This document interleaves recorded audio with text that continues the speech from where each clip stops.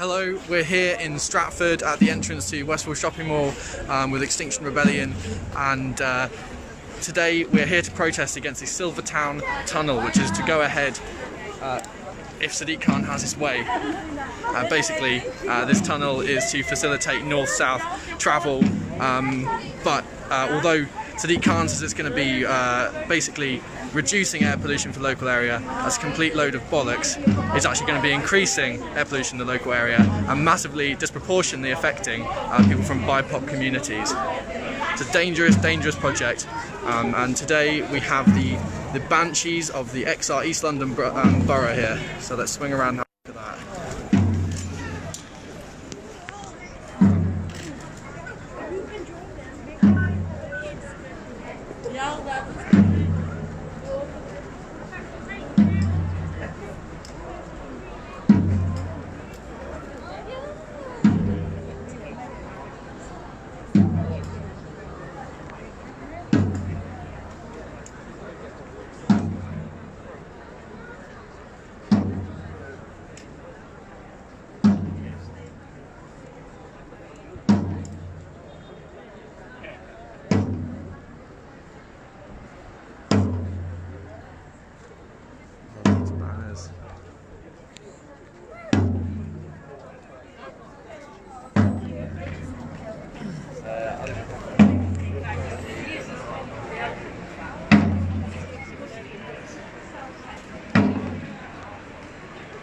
The banshees walking through Westfield Shopping Centre now, and the silence is quite affecting. Everyone's distracted from their normal lives, wondering what's going on here.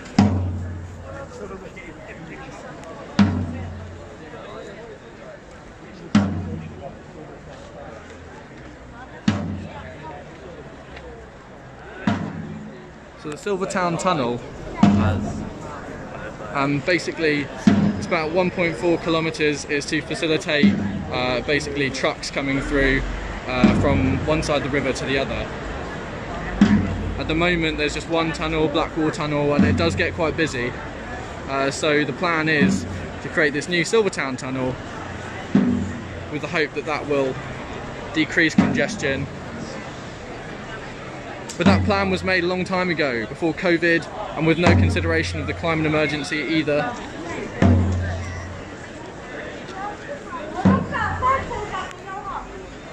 And this is the second part of this action. First part happened at Woolwich Arsenal earlier, and we've travelled now to Stratford to continue. I'll be taking you around speaking to some of the people who organised this action, or are taking part in it anyway. And thanks everyone for tuning in. If you have any questions, let me know.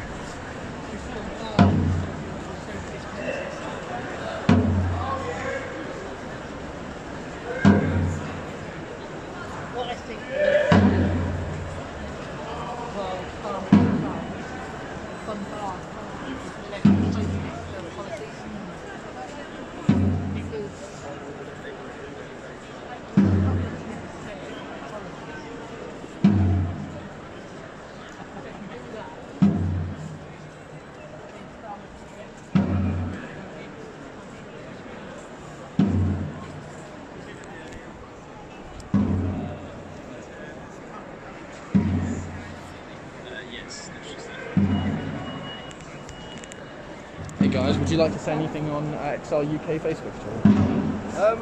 Yes. Get down to Parliament Square tomorrow. That's one of the things to be said, isn't it? It definitely is. But yeah, we expect to be doing quite a variety of different sort of actions, but it's all to do with trying to put a bit of pressure on our politicians to desist from the business as usual and to start taking this climate and ecological emergency seriously. And obviously tomorrow is this bill that, the CEE bill that the Green Party are promoting in Parliament, and we're really hoping that it gets some traction. Well, we shall see, but we'll be there shouting and supporting and trying to persuade the MPs to select it and push it forwards. Thank you. Pleasure. So that's so key, isn't it? Because so the CEE bill, Climate and Ecological Emergency Bill, if you don't know about this is the #1 reason why we're back in London this September, is to ask the government to pass the Climate and Ecological Emergency Bill, CEE bill. So that's something that anyone can help with, because whether you come here and protest on the street or you're just sat at home, you can write to your MP and ask them to debate that bill in Parliament. Tell them why you want it. And of course the #1 thing to do would be to come to London or Cardiff or Manchester and get involved.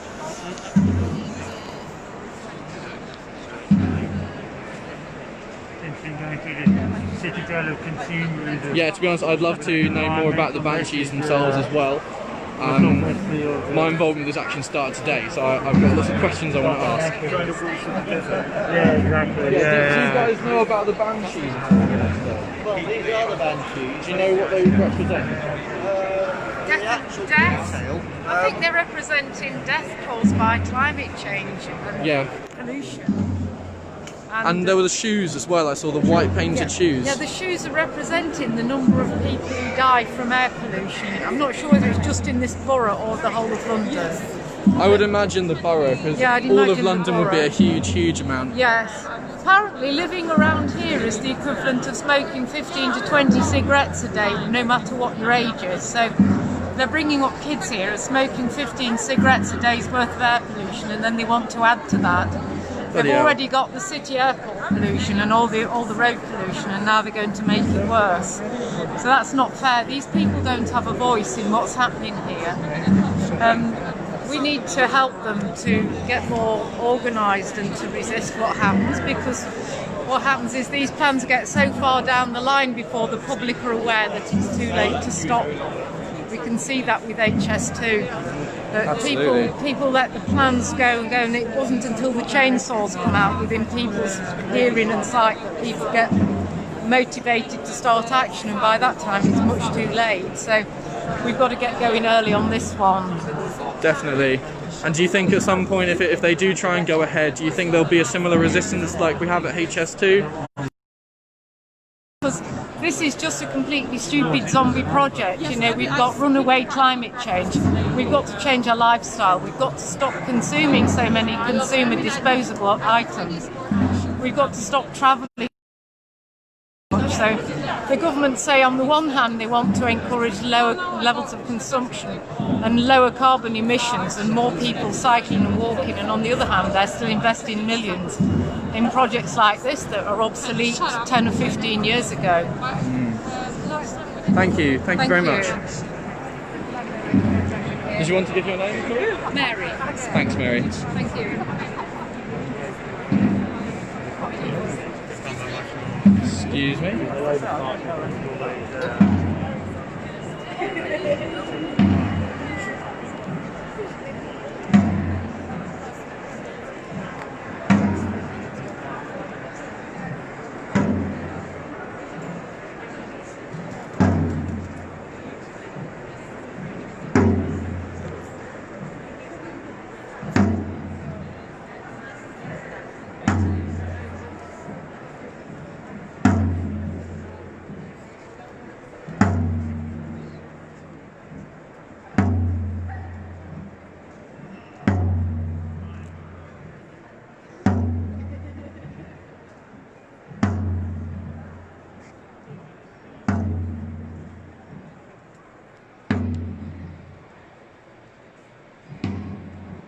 I was trying to stay a bit quiet whilst I'm with the actual Banshees there. Don't want to ruin the beautiful effect they've got with the drone lead.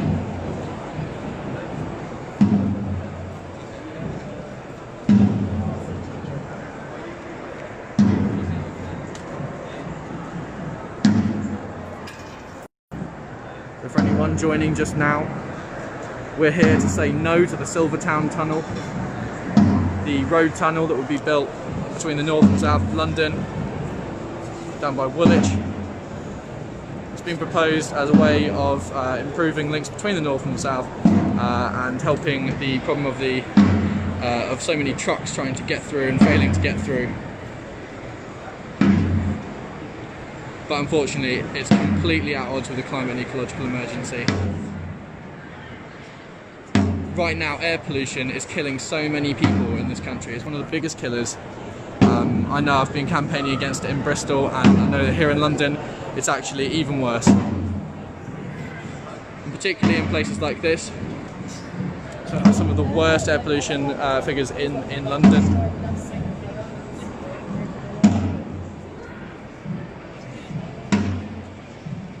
Last year we were nearby protesting against the City of London airport,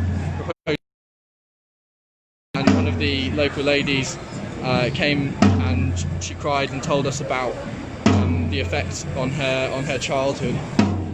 Really, really badly suffered from asthma. And that's the fact, like the way that we live our lives right now, they're so car-centric, disproportionately affects people in poorer communities. It just does, because the places where we put these huge roads through, inevitably, are poor communities, the people who don't have the ability to stand up and say no, because they haven't got the money to pay off the politicians.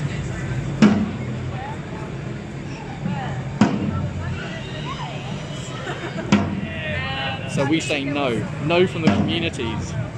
London.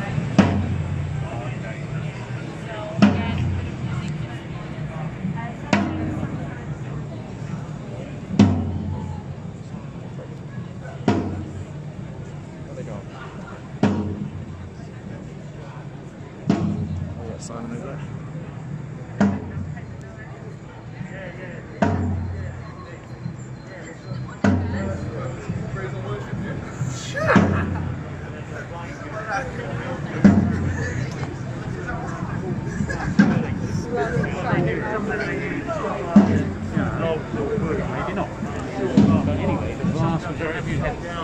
How's it going, guys? Yeah. You alright? Yeah.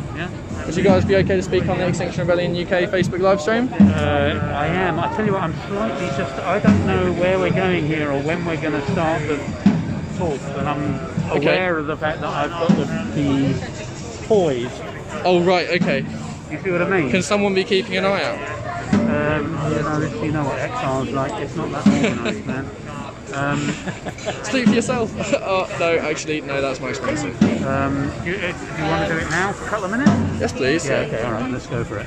I mean, So- the worst case scenario is I have to run off, right? Sure. Simon, you're a local to this area, right? Yep.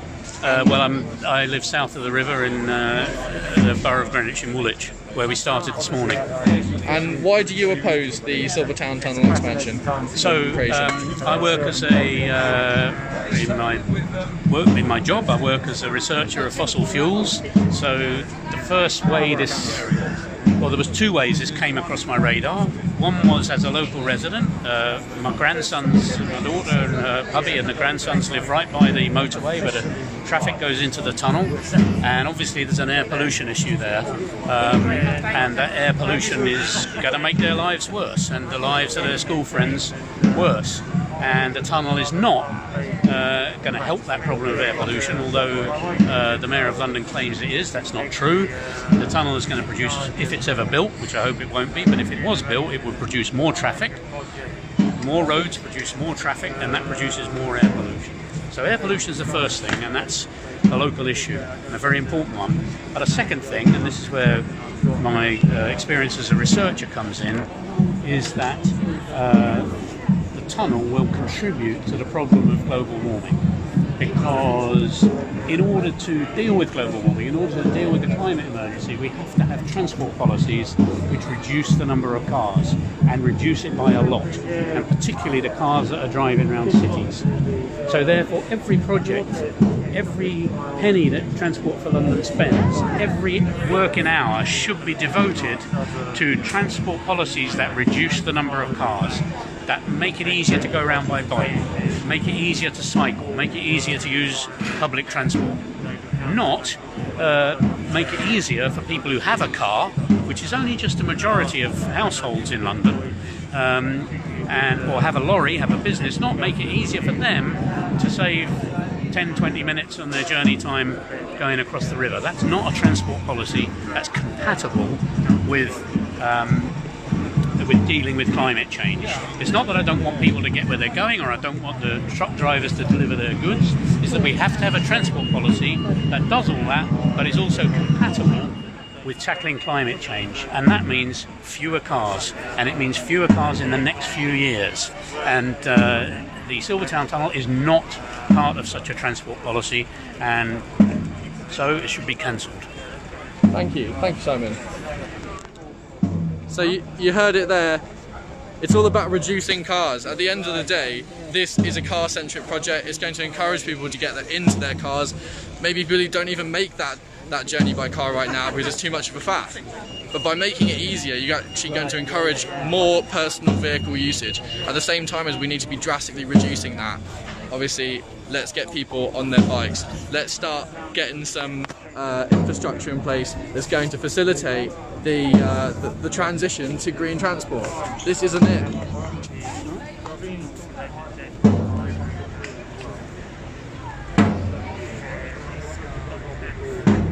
Thanks, Simon, for that. Yeah, very good speaker there. He's been working on this for a long time.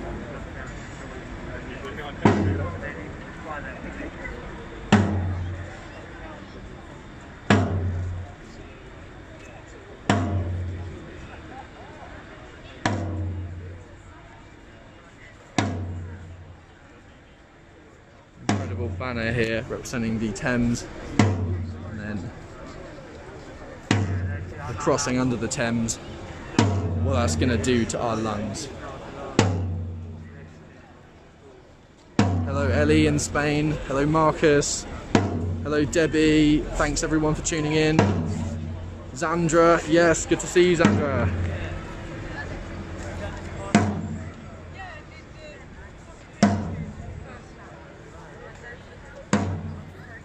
So when we get to our final destination shortly, there's going to be some speakers, so stay tuned. The likes of Rupert Reed, I believe, will be speaking.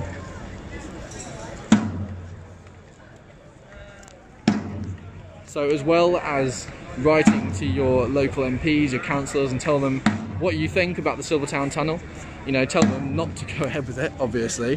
What you can really do if you want to get involved is join us in London over the next week. So this is just a warm-up, to be honest. The actual rebellion begins tomorrow. Why are we rebelling? Well, it's not just about one tunnel. There's things like this going on everywhere we look. The government is handing out massive contracts of profit that completely ignore the commitment they made last year to clean the ecological emergency.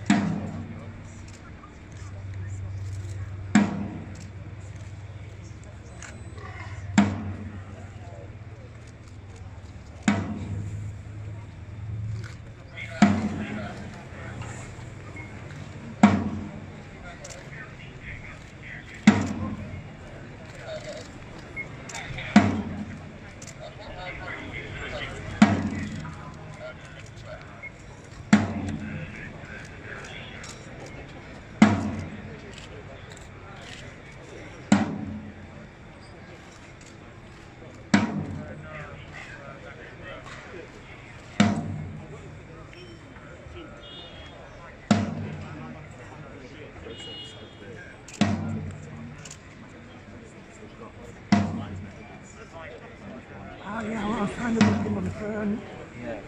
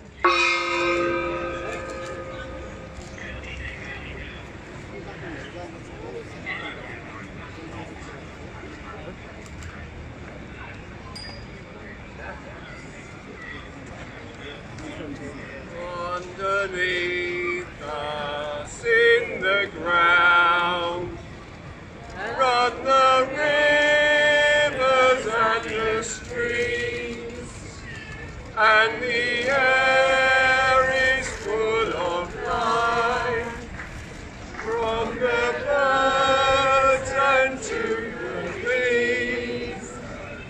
We protect them with our song from the rise of the machines.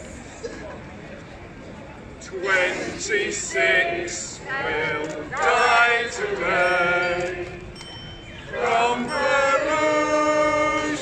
in the air.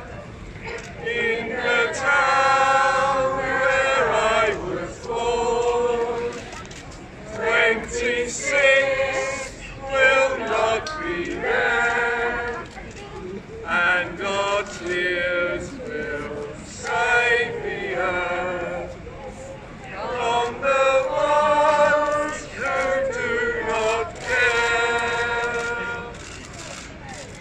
And they want to build a road underneath the River Thames, so a million HGVs in a line that never ends bring the things we do not need, till the ones who do not mend, and the city and the banks and the mayor and TfL need to listen to the song and deliver us from hell, or the people will rise up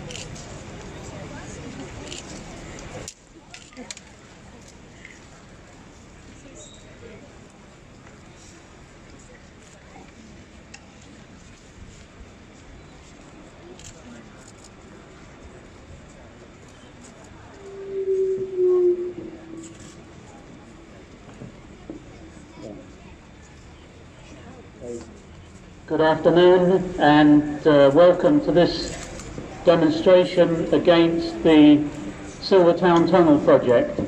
Can I first of all ask you all to join me in thanking the amazing Banshees for their performance.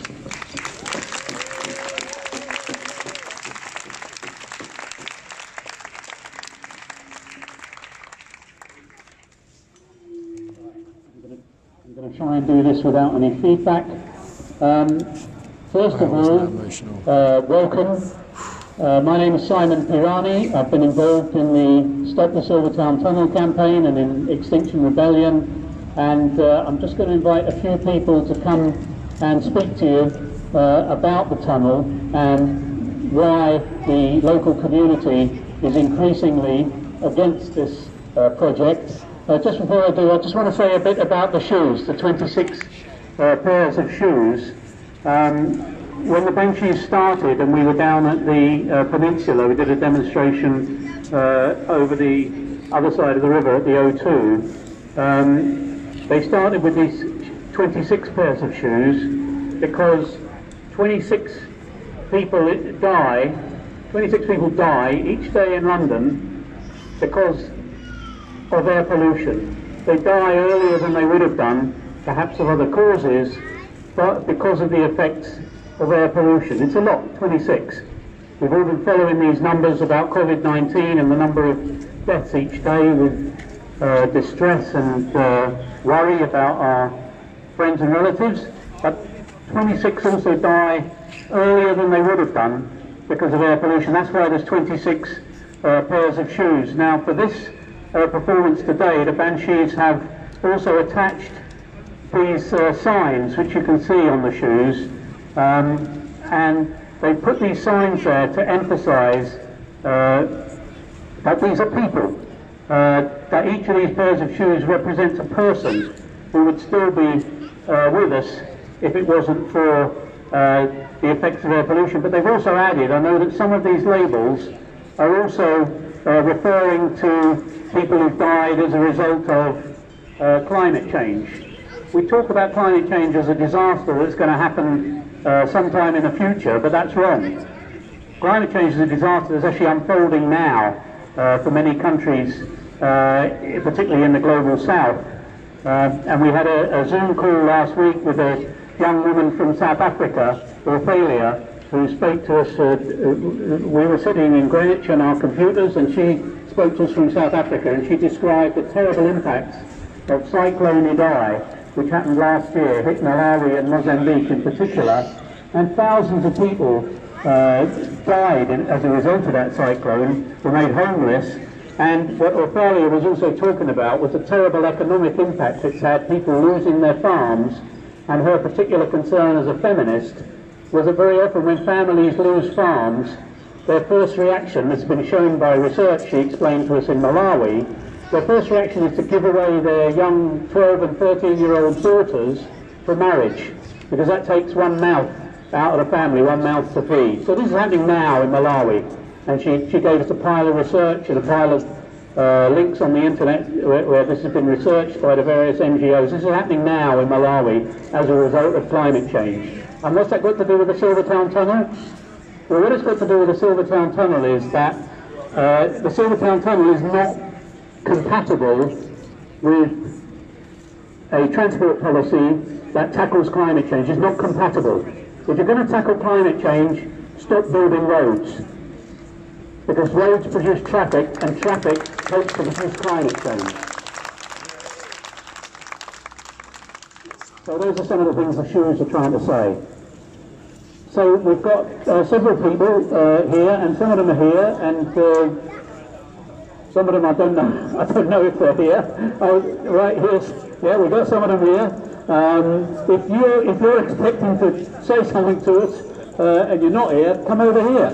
But meanwhile, let's start off with Bhavini. Bhavini is from Hackney, and she's involved with XR in Hackney, and she's going to talk to us from a Hackney point of view. So welcome, Bhavini.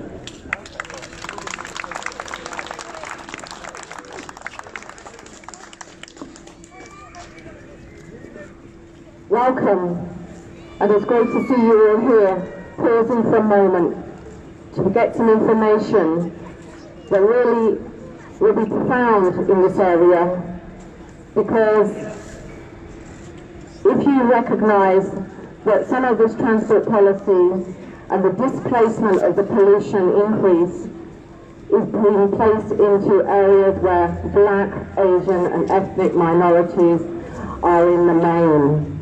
This is a racist policy.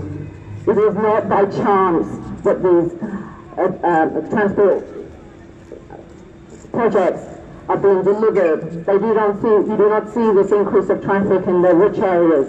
You see the increase of traffic into the poor areas, predominantly where the Black, Asian, ethnic minority communities, the health is already at risk. We know the disproportionate nature of COVID into these communities. We are now layering another toxic system onto them. So when Sadiq Khan, who represents us as a community, has failing to recognise the impact in the very community he proposes to support, the very community that elected him into power, and yet he is not here to take this dialogue from his community. The community has taken many, many hits through COVID. These are your frontline workers. These are the people that make up your community and do the cleaning. And yet, where have they been left in the dialogue of the destructive nature of pollution? We are asking him to engage. Engage today, not tomorrow. Tomorrow is going to be too late. And as a community here, I encourage you all to start connecting the dots. And you know, it may seem like a big project to dismantle, but it really isn't. If each of you could just spend, maybe today, when you see something on the internet, repost it, start a dialogue. Maybe next week, when you see some more information, repost it, start the dialogue. Go to your schools, tell your school governor that you want this to be a dialogue, that you want them to be driving through to the education minister. Because guess what? It's the children. We already have reduction in life expectancy as adults. Do you think that there isn't a correlation between the life expectancy of the children that are about to follow through on the footsteps of this toxic tunnel?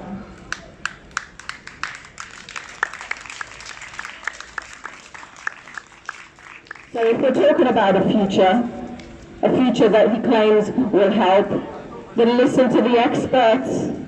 We have experts, people. Sadiq Khan, you are not an expert. We have scientists and doctors all prepared to talk to you. But yet, you seem to think you're educated enough to understand the effects of pollution. Please engage. Engage today before you risk the future of all these generation of kids. And this is what I leave you with, that each and every one of you can be part of that engagement and that dialogue. Know your power as individuals.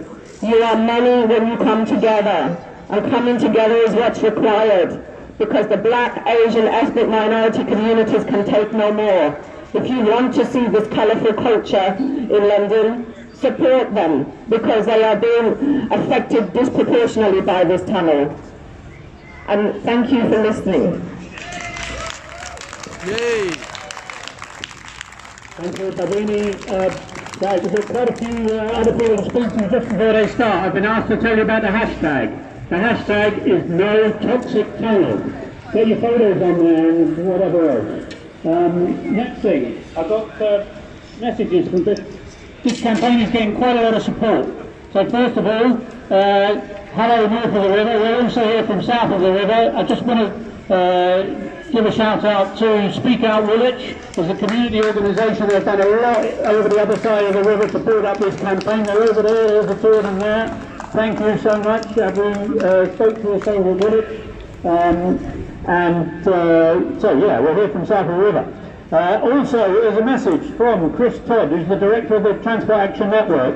And the Transport Action Network is fighting they can't be here, he says in the message, because they're busy preparing to take on the Department for Transport at the High Court. For those of you who don't know, we are seeking the suspension of the government's £27 billion strategic road programme on climate change and other grounds. Our Transport Action Network have also supported this campaign. They published a report, Stop Digging, about the Silvertown Tunnel. Get on the internet and read it if you haven't already. And what Chris says in this message is,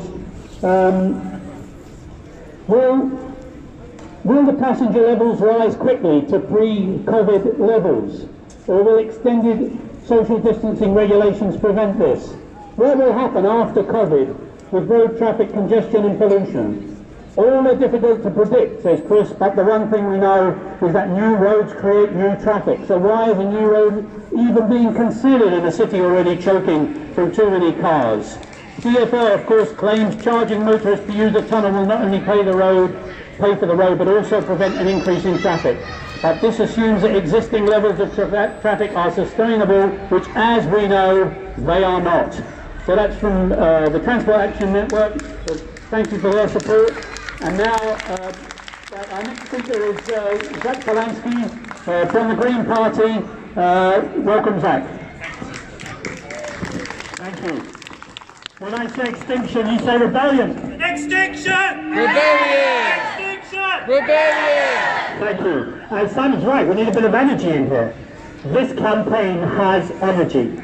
We have facts, we have justice, and we have science on our side. And together, we can really do this. I've spoken at events about the Silvertown Tunnel before, and we've always known we can do it. But right now, this has never been more possible. We just need to keep going.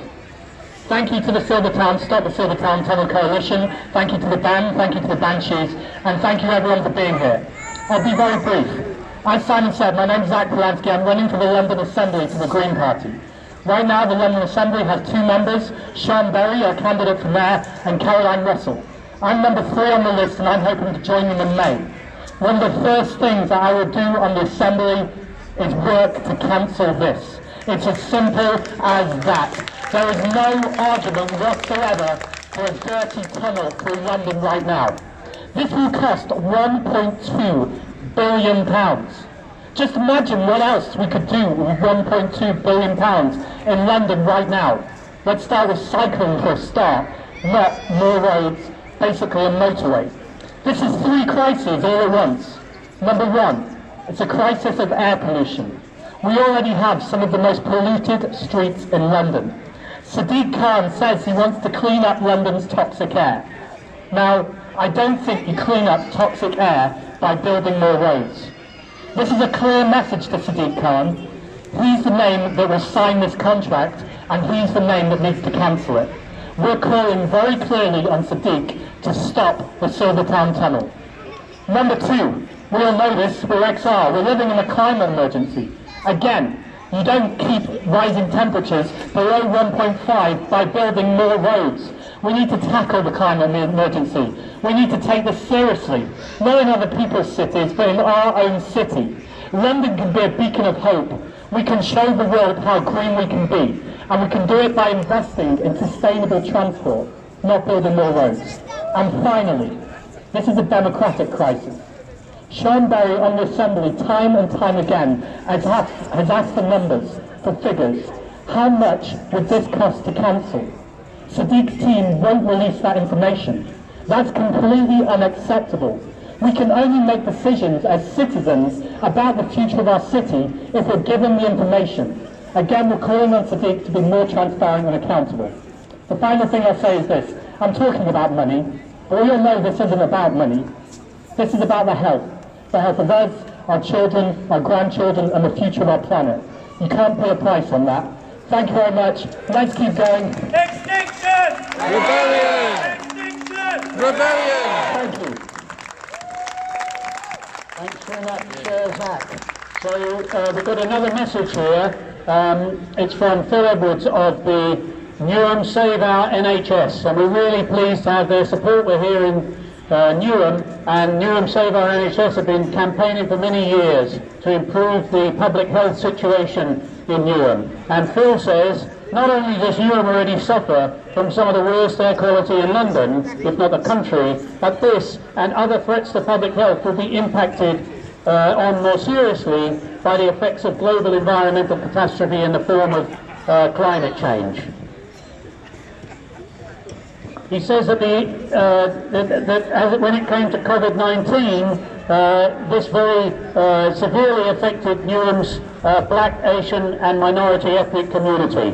20% of deaths from COVID-19 amongst NHS staff, for example, are from the Philippine Islands. 20%. 20% from those little islands on the other side of the world. These inequalities, says Bill, are historical and discriminatory. Newham residents suffer disproportionately from high levels of obesity brought on by poor diet, diabetes, mental health issues, as well as severe overcrowding and poor housing. And the point about the Silvertown Tunnel, it's going to bring all that air pollution into this community, which already has all these problems, and in which only a minority of families own a motor car. The Mayor of Newham says, Phil, has closed many access routes to traffic. This is only the beginning. Keep our NHS public in its vision for future, calls on public health to be the focus of local authorities. He says that public health should be the focus, not the health of motor cars. So that's the message from Save the NHS Newham campaign, supporting this demonstration. I'm now going to ask for Naima from Stand Up to Racism to come and talk to you. Naima. Thank you for having me. I think it's been quite a year, considering it's gone so fast and so much has happened. We started with the wildfires in Australia, we've had COVID, of course, and the Black Lives Matter movement. We're in a moment of crisis, and one of which being an economic crisis, where millions of people have lost their jobs, and we are in a recession worse than we've seen in a very long time. COVID has meant that thousands of people have died across the world, and it's because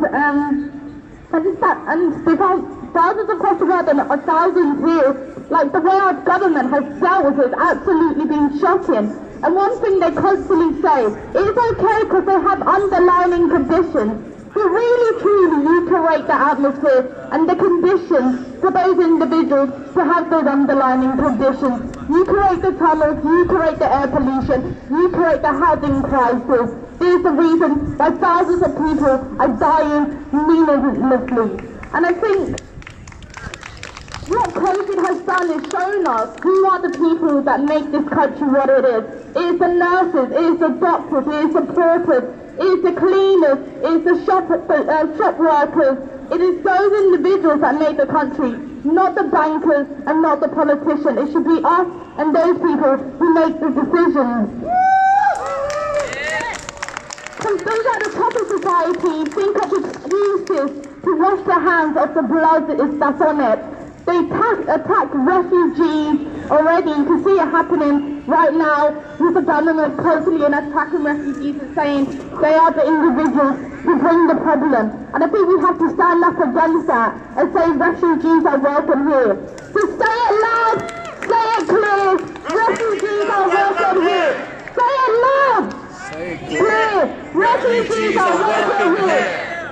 And I think what's happened that's been absolutely amazing is the Black Lives Matter movement. When a moment our governments could be saying, let's fight together to fight COVID, people are saying, we will stand up and we will do what we can to protect ourselves. But we also see what you're doing, and we also see the racism of the system, and we will fight against that. In a moment of crisis, there is struggle, and we can continue to struggle against racism and climate change because they are very much interlinked. So thank you so much for having me. Thank you. Thank you. Wow, that was right, really so next, got so many people here to speak to us, and the next one's going to give your ears a bit of a break because he's a spoken word poet. Liba. Please welcome Liba. Hey.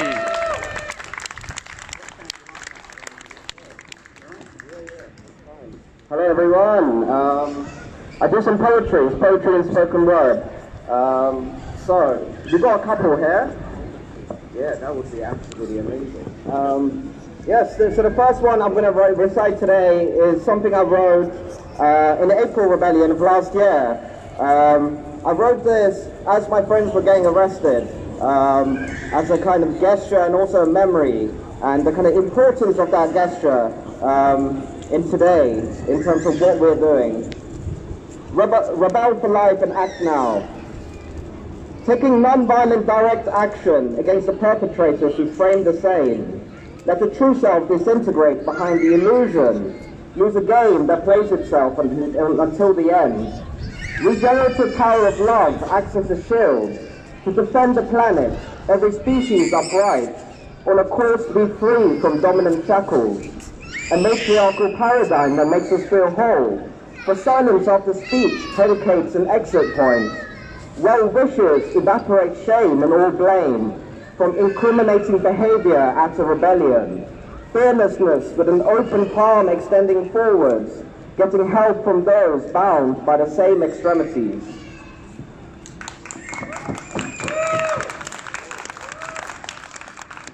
Yeah, thank you very much, guys. I'm hopefully going to be reciting poetry a lot at this rebellion, because in the October Rebellion I didn't get a chance at all because all the stages got taken away. So I'm really fortunate and full of gratitude for this time. So the second one is called In Comes and Waves. And I wrote this at the October Rebellion whilst I was doing a night shift in Trafalgar Square. It comes in waves. Wave after wave, we hit the crescendos, the high notes sought after the low. When rebellion is in full swing, we load down songs, string theory pondering over role reversals, and hearses stuck in reverse. This is change, strung out across goalposts, emergency run dry, polarizing opposition by melting fried onions, into stars that stare bright by candlelight, an irascible orange victor holding a torch of liberty. Forget to borrow the excess dregs that clog systems reliant on cleanliness. The vacuum cleaner picks up shingle and soil. Horse guards stand awaiting plectrum rings. Touched to perfection by guiding direction towards concentrated beats of energy glistening. The rain fell softly upon my dripping toes as gas evaporates unknowingly to human spirits. Clashing embattled scars that heal tasered wounds. When authority sticks two fingers up to you, creating resentment through snide retaliation, culling sensibilities that respect two-tone beats. Green eyes pierce blue heavens upon purple highways. Pear-shaped love has foibles underwritten by dreamers, how whistles turn memories into short-term pleasures that recreate oscillation like a voice box recorder.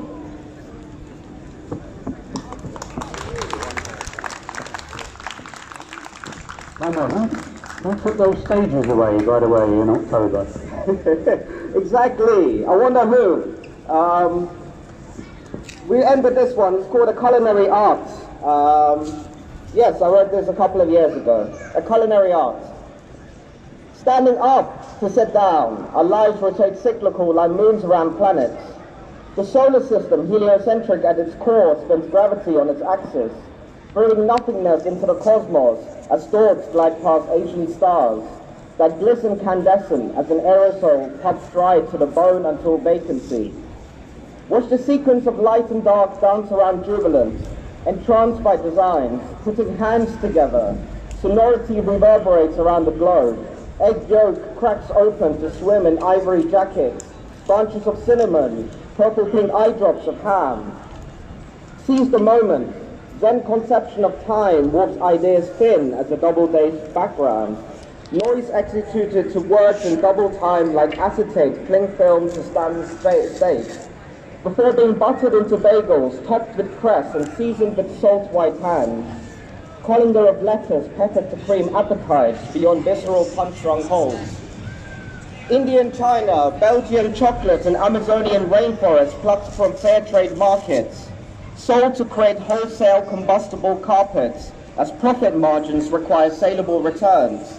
Expendable as plastic wrappers, non-biodegradable as samurai swords swung in the air by Japanese actors playing their role to contribute to the gallery of society behind tied hands, gaffer tape mouths, and numb feet. We all seek infinity. Thank you very much. Now, we've got 4 people more to speak, so everyone who's speaking, keep it brief.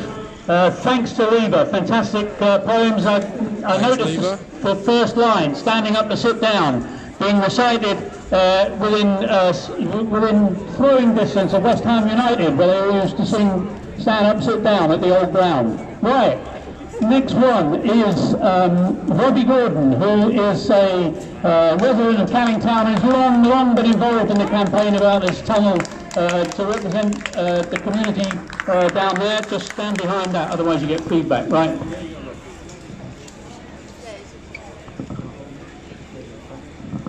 Good afternoon, thank you for letting me speak. As a resident of Canning Town and a long-time opponent of the Silvertown Tunnel, I have been asked to say a few words on why it is vital we keep on trying to stop this environmental disaster.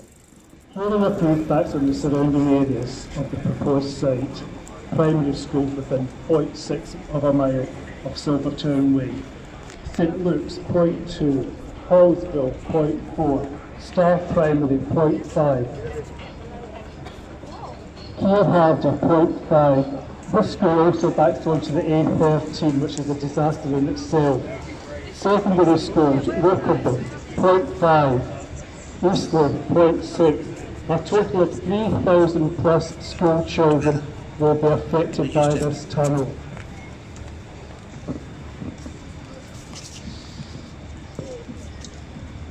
What TfL and City Hall refuse to acknowledge is that all this traffic going towards the A13 and towards Essex will have to go along the Barking Road, which is a dedicated high street.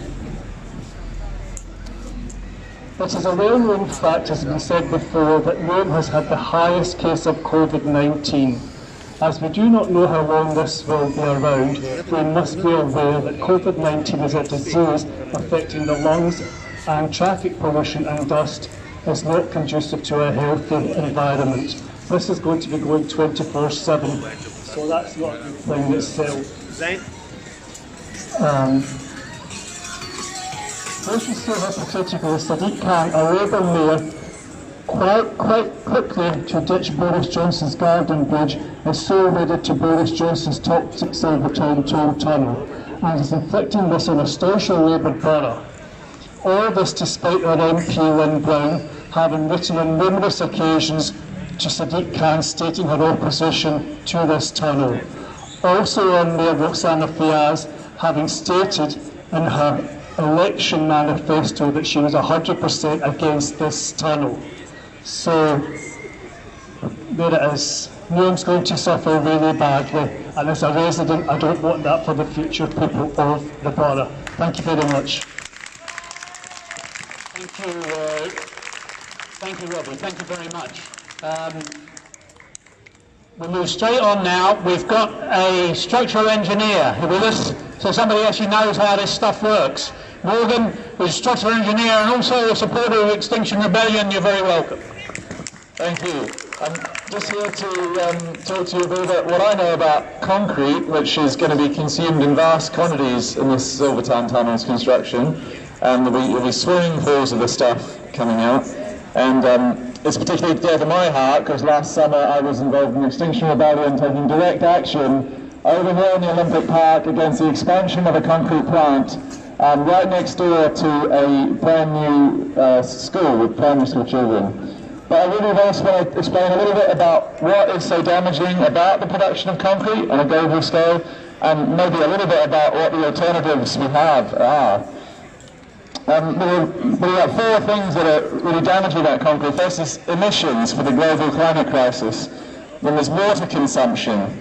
There is particulate air pollution in the areas where concrete is produced. There is sand and gravel extraction. So these are the four main damages that we do to our world as we use massive amounts of concrete. The world's emissions, 4 to 8%, somewhere between there, come from the production of concrete. That is the entire world. A lot of that is intrinsic to the product. That cannot be avoided by innovations or improvements to technology. A lot of it is a pure chemical process. To produce cement, you need to have calcium carbonate, limestone, and you need to heat it. And from that chemical reaction, you inextricably get CO2. That's about 50%. It's completely unavoidable. So the sand and gravel extraction, we use vast amounts of sand to produce concrete. There's vast amounts of gravel that has to be stripped from riverbeds, has to be stripped, destroying environments of those riverbeds and land. Water use. In some of the areas of the world using the most concrete are also under the most water stress. And it's estimated around 10% of our industrial water production is going into concrete. And that is going to cause tremendous harm too. So what are our options when we come to undertake projects like tunnels? They're not really great. There's not technological tweaks. People are trying to improve cement and concrete mixes, but there's really tweaking around the edges. Really, we have to look at what we can design without concrete. In this country, up to the 1900s, we built a phenomenal railway system without concrete. About 2,000 years ago, Romans built the Pont du Gard across the south of France as an aqueduct without concrete. It's still there, it could still be used. It would probably outlast the Silvertown Tunnel and most things we were built in the last century. Because all the concrete we're building encapsulates massive reinforcing steel, and it inevitably starts corroding within 100 or 200 years, and it will all rot in the century to come. So those things have been done by people with far lower levels of technology than us. So that says what is possible. There are options. They might not be simple and commercially feasible at the moment, but in an emergency, we have to do what is necessary. We have to act now to stop the harm we're doing. It's the world that sustains us. I think I've probably hit it off there. Let's just end on a good one. Thanks very much. Thanks very much. I think it's really important when, our enemies always tell us about technology, about electric vehicles and all the rest of it. It's so good to hear somebody speaking about technology with their feet on the ground. So thanks very much. Right, next up, we're very pleased to have here from East Anglia. I'm just going to tell you how I ever got to hear about this guy in the first place. I was sitting watching the headlines and came across a couple of years ago, they've had the BBC has had a climate denier, one of these people who tries to pretend that climate change isn't happening, and the guy who was supposed to debate him refused to turn up.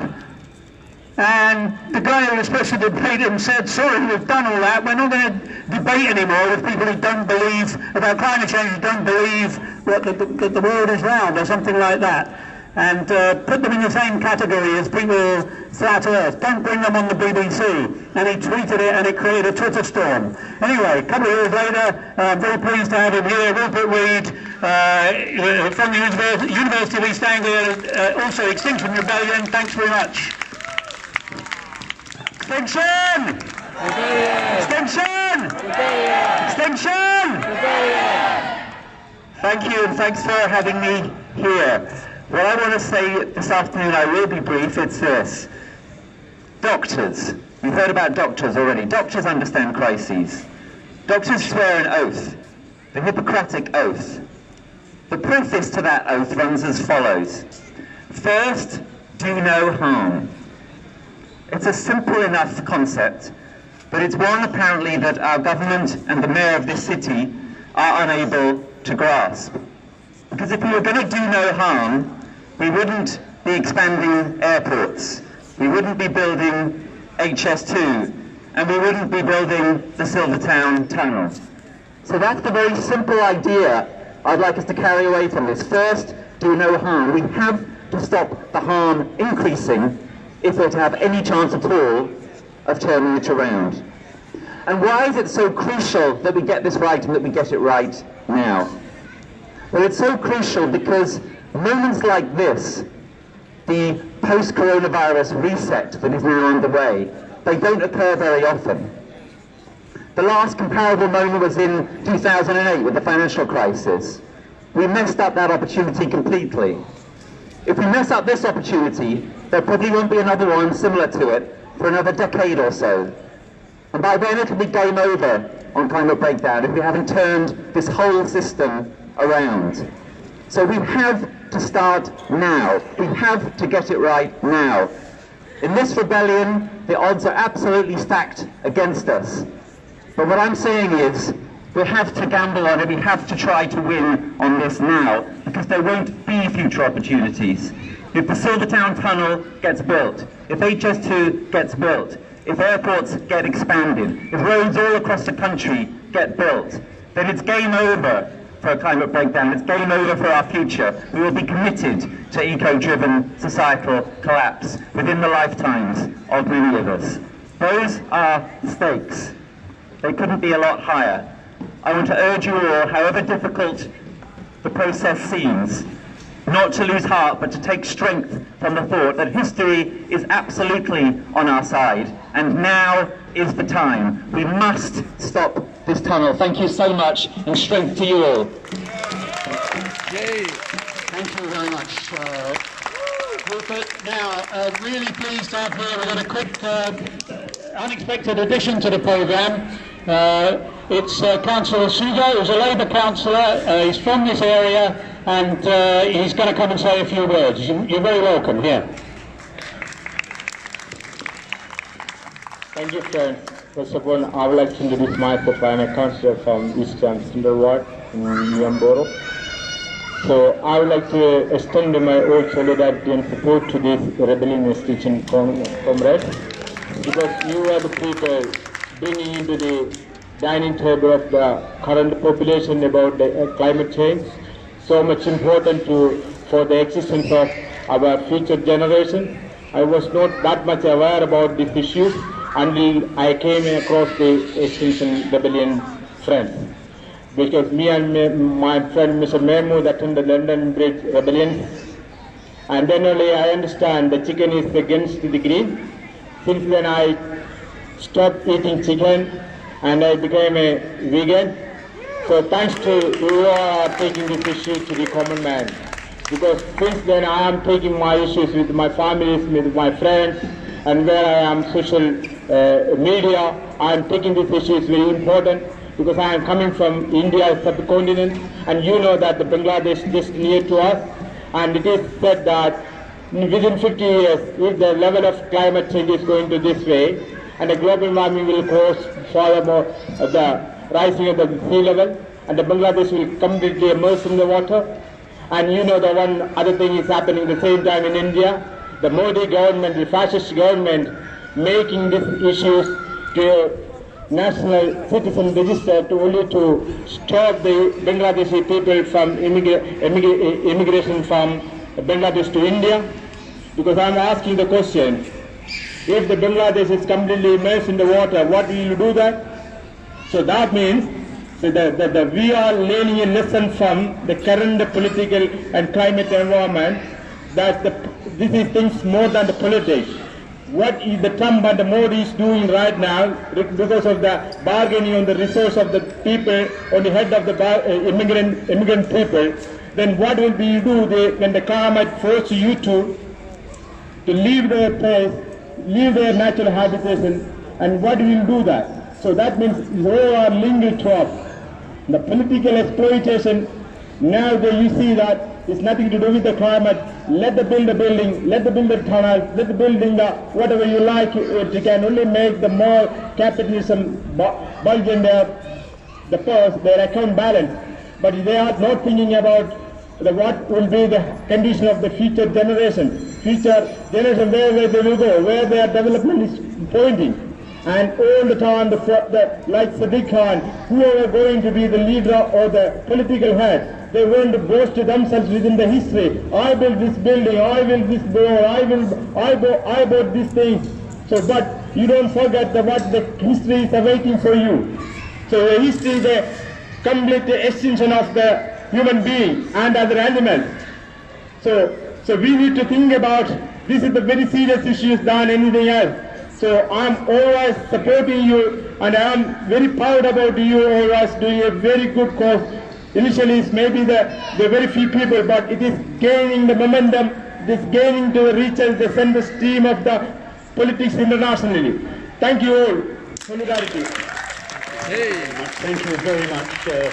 That's a great to hear a voice from the local community. Okay, last but no means least, we've got Victoria Rance here from the Stop the Silvertown Tunnel Coalition, and I gave her a big build-up when we were over in Woolwich this morning. I'm going to do it again. Because if it wasn't for people like Victoria, I mean, it's quite right what the councillor has just said to us.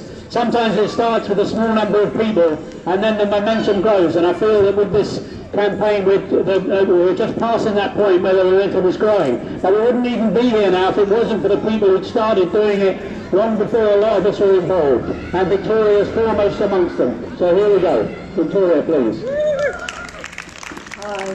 Thank you. Thank you everyone for being here. It's so brilliant to see you. And one of the most amazing things coming here on the DLR from Greenwich was walking through the shopping centre and meeting loads and loads of families, giving them leaflets, telling them personally about the tunnel that they knew nothing about. It feels like it hasn't really worked. People in Newham haven't really heard it. They don't really know what's happening. It's coming right into their community, and it's bringing toxic air straight from Greenwich into Newham via HGVs that are coming in, as Robbie said, into a small roundabout, a high street. You don't know what's coming, Newham. Please help us now and stop it. The reason why we're here right now in this space is because this is the building. This is the TfL building. This is a TfL project. It was the same team that thought up the Garden Bridge that thought up the Silvertown Tunnel. Does that give you confidence in it? No, surprise. So we've still got time to stop it. Everybody, talk to your neighbours. People in Newham, you've got to spread the word. Write to Sadiq Khan, write to TfL, make a huge fuss about it. Follow us on Silvertown Twitter. It's at SilvertownTN. The hashtags are no toxic tunnel and hashtag Silvertown Tunnel. If you could tweet away, write for us, make as much noise as you can, and over the next couple of weeks, XR people, I'm sure, will be carrying on spreading the word about it. And thank you to the Banshees, who are so fantastic, and I nearly cry every time you start wailing. And may you carry on now. Thank you, everybody. Well, thanks again, Victoria. Right now, one more thing. We've got Creep, who's going to talk about the shoes, and she's going to talk about the rebellion, and welcome. Thanks, Simon. Hi everyone. My name is Creep. I am a member of Extinction Rebellion, and my local group is Greenwich, so that's one of the boroughs that the tunnel will be coming out into. As Simon said, just a little word about the shoes. One of the things that we've noticed doing this campaign recently, doing outreach, is that so many people who live right on the doorstep of this tunnel still don't know it's happening. This has been snuck through really quietly. I don't know how everybody isn't talking about it, but they're not. They don't know it's happening. We have to try and keep making sure that people become more aware. And one of the great ways of spreading information these days is through social media. The shoes that you see before you, the 26 pairs, we don't need to take them away with us today. We would like 26 of you to take a pair of these shoes away. On the labels of these shoes is an account for a fictional person that has died as a result of air pollution or climate change. And although they're kind of case studies, if you will, are fictional, we know that these are real situations. So we would like these shoes to make their way across London. We would like them to sneak their way into shop windows. We would like them to hang from railings. We would like them to turn up in all kinds of places where everyday people do everyday things, and the people that have died from air pollution every day no longer do those things themselves. These tags have our No Toxic Tunnel on them, so hopefully people will look at the hashtags. And we've also got up on our website, XR Greenwich at www.xrgreenwich.com, forgot my own website, a kind of little sheet that explains to you how to make your own shoes and your own tags if you wish to. We would encourage you to use shoes that are worn out and can no longer be used, because obviously we want to wear them for as long as we possibly can. So yeah, go to the website, xrgreenwich.com, and if you want to, come and let us know, and we can let you have a pair of shoes to take away with you today. Finally, does everybody know what day it is tomorrow? Yeah! It's the 1st of September. Something important is happening tomorrow, and that's our next rebellion is beginning. We want everybody who cares about the future of this planet and the people who live on it and the animals who live on it to come to Parliament Square tomorrow. The Climate and Ecological Emergency Bill will be being tabled tomorrow in Parliament. We really need to make sure that we are encouraging our government to act like this is an emergency. We've seen what they can do when there's an emergency that they really recognise, because they did it for COVID. We need them to do the same thing for the climate emergency. The Parliament declared a climate emergency ages ago. They're not acting like it's an emergency. It's time for them to start. So come tomorrow, take some time off work if you're able. If you're not, around your work hours would be great. Come and join us in Parliament Square for the next 2 weeks as much as you possibly can. We'd really, really appreciate your support. Thank you. So thank you. So I think that's the end. Thank you all for being here. A quick note, if you want to get involved in the campaign, the Stop the Silvertown Tunnel Coalition, we're going to have a Zoom call on the 17th of September. Speak to myself, speak to Victoria, or there's Izzy here, and we'll be talking about the organisation of the campaign and where to go from here. You've heard about Extinction Rebellion, about the rebellion during this week. I hope you can all get involved in that, so there's lots to do. So thanks again, and let's continue until we stop this damaging project. Thanks.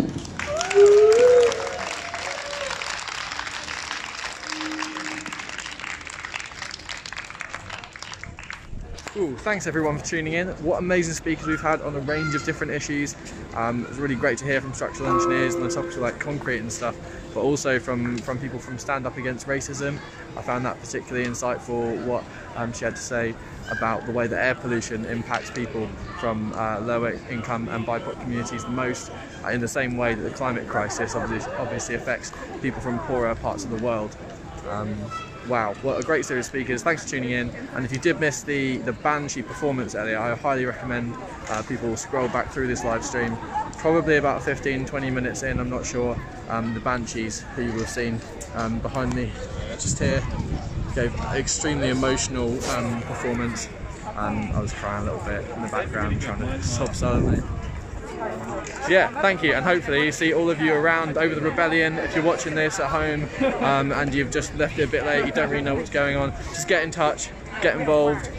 We really need you on the streets if we're going to really make a fuss and get this climate and ecological bill passed, and projects like this stupid Silvertown tunnel, like HS2, all of these destructive projects stop. Then we've got to go on the streets and show the government what we really think. Thank you. Cheers everyone. Stop Silvertown Tunnel, hashtag no toxic tunnel. Goodbye.